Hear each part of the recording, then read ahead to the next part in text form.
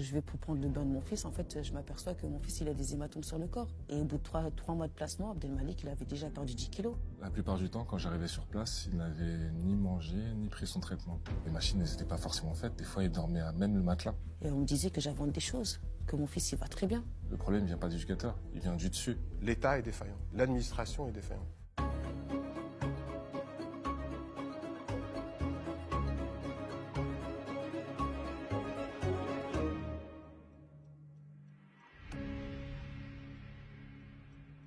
Abdelmalik est un garçon de 12 ans, atteint d'un trouble autistique sévère non verbal, c'est-à-dire qu'il ne s'exprime pas avec les mots. Depuis 2022, il est placé sous la responsabilité de l'aide sociale à l'enfance et pris en charge dans une structure d'accueil non spécialisée. En moins de 8 mois, 2 événements ont conduit le jeune garçon à être hospitalisé, mettant en évidence une prise en charge inadaptée qui pourrait s'apparenter à de la maltraitance. Face à cela, les services sociaux cafouillent et se renvoient la balle. L'histoire d'Abdelmalik révèle la face cachée de la prise en charge des enfants autistes en France. Abdelmalik est né en banlieue parisienne. Depuis petit, il a un profil particulier. Il ne joue pas comme les autres, il ne parle pas, reste dans sa bulle.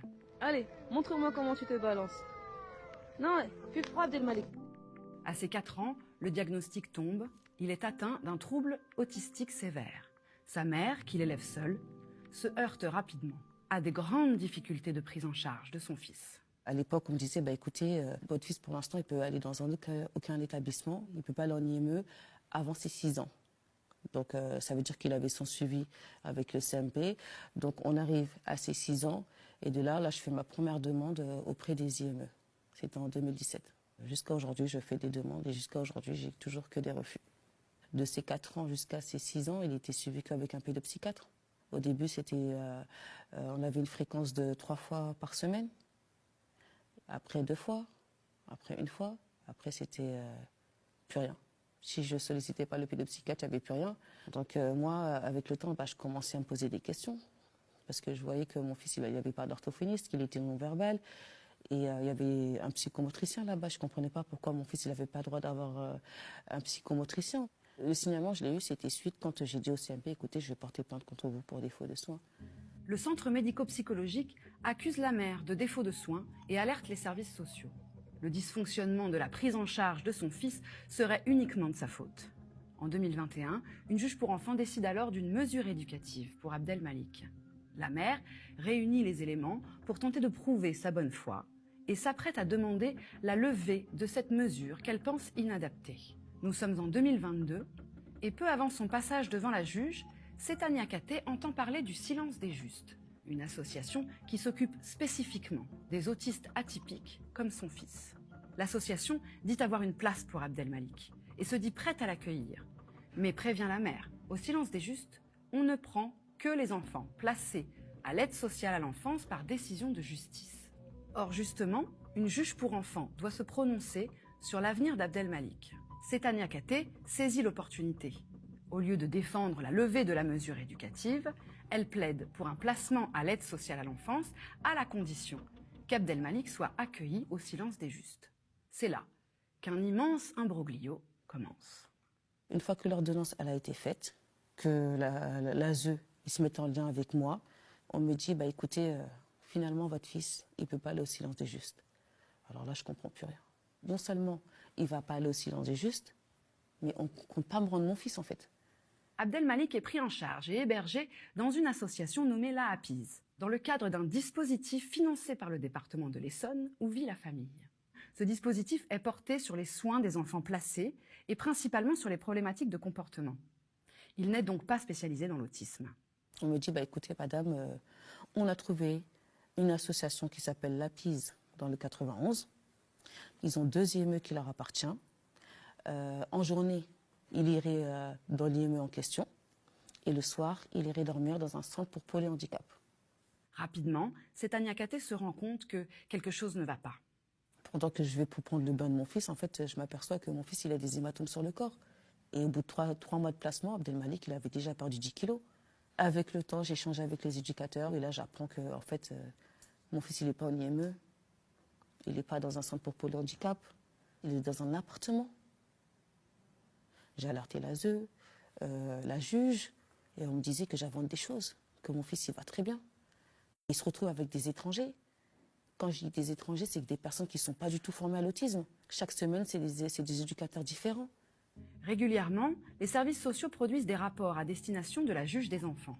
Dedans, ils y accusent la mère d'être non seulement à l'origine de la situation, mais aussi de se montrer véhémente et agressive. En revanche, leur prise en charge serait parfaitement adaptée et les journées types proposées à Abdelmalik idylliques. La constance ainsi que l'investissement des professionnels avec et envers lui ont permis à Abdelmalik de s'ouvrir et d'afficher un visage plus apaisé et moins agressif. De nouveau, madame n'est pas dans une démarche de collaboration. On peut se demander si le corps d'Abdelmalik n'est pas ici utilisé par madame pour exprimer ses revendications. Une journée typique avec Abdelmalik. Il se réveille de bonne heure, 6h40, 7h, on lui fait sa toilette, on l'habille, et ensuite on lui donne son petit déjeuner. Pendant la matinée, Abdelmalik s'amuse à lancer son doudou ou joue avec son jeu qui lance des bulles. Midi ou 12h30, il prend son déjeuner. Aux alentours de 14h45, 15h, on fait une petite sortie. Le retour à la maison se fait entre 17h30 et 18h. Après avoir fini sa douche, Abdelmalik mange son repas. On donne son traitement aux alentours de 20h15, 20h30 et je mets Abdelmalik au lit à 20h45, 21h. Nous avons retrouvé un éducateur, à l'époque veilleur de nuit, qui a suivi Abdelmalik quelques mois. Il s'appelle Jimmy, il a 34 ans, et malgré le risque pour son avenir professionnel, il a accepté de témoigner à visage découvert des conditions d'accueil du jeune garçon. Et ce qu'il raconte est loin de la version idéale des services sociaux. Entre 21h30 et 22h, normalement Abdelmalik devait avoir pris ses médicaments, enfin son traitement et son repas. La plupart du temps, quand j'arrivais sur place, il n'avait ni mangé ni pris son traitement. Et des fois, même sa protection n'était pas changée. Je pense qu'il y a eu beaucoup de laisser-aller par rapport à ça. Normalement, le soir, ils étaient 2, mais des fois, ça arrivait qu'ils soient 3, 4. Donc des personnes qui n'avaient rien à voir avec Abdelmalik, ou qui n'avaient peut-être rien à voir avec la PISE. Ça jouait à la PlayStation, ça rigolait bien, mais à côté de ça, le jeune, il n'avait pas mangé, il n'avait pas pris ses traitements. Des fois, Abdelmalik, il se réveillait vers 3h, 4h du matin, et il avait faim. Mais quand j'allais dans la cuisine, il n'y avait pas forcément de quoi lui donner à manger. Un matin, j'ai appelé un chef de service, et je lui ai prévenu que j'ai donné quelque chose de personnel. Normalement, j'ai pas à le faire. Le coordinateur, à ce moment-là, m'a dit qu'il avait donné du budget aux collègues pour qu'ils puissent aller faire des courses 2 jours auparavant. Mais ça n'a pas été fait. Quand je remontais justement ce genre d'informations, je voyais pas tellement de changements en fait. Pas tellement. Sinon, c'était un changement, mais ça durait sur 1 ou 2 jours. Et après, vous revenez la semaine suivante, chasser naturel revient au galop en fait. Choqué, Jimmy a même filmé l'appartement dans lequel il est intervenu. Nous sommes au printemps 2023 et voici où Abdelmalik est hébergé. Un appartement morne, où la lumière ne fonctionne pas dans toutes les pièces,